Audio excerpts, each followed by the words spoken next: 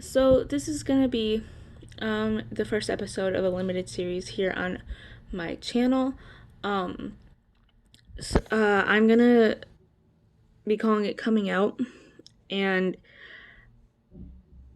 I'll be talking about like my experiences with coming out, and kind of like how I came to where I am now, sort of. And the reason why it's gonna be a limited series is because you can only um share so much, I feel like, when it comes to coming out.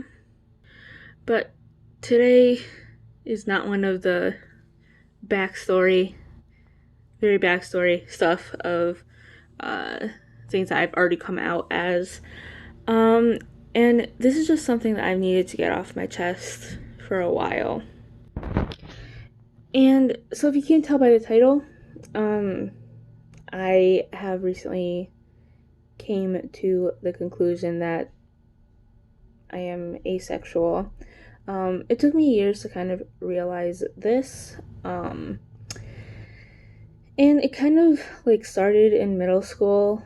And like in middle school, like everyone's like starting puberty, and that's usually like when people start having, you know, those kinds of feelings. But I didn't. Um, and but the thing is, like, I thought that's what you're supposed to feel, so I played along.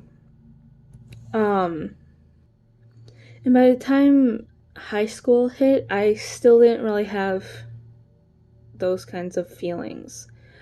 Um, at the very least, I didn't have those kinds of feelings towards other people, and I kind of thought that I was broken, and I thought, like, okay, it's gonna come eventually, like, I'm gonna start understanding what these people are talking about. Never came. And once I got to college, as a side note, as you'll realize as I share more stories like this, a lot of these things didn't come around until like senior year of high school at the earliest, and then like more fully in college. So I started learning more about like, sexualities, gender identities, etc., etc.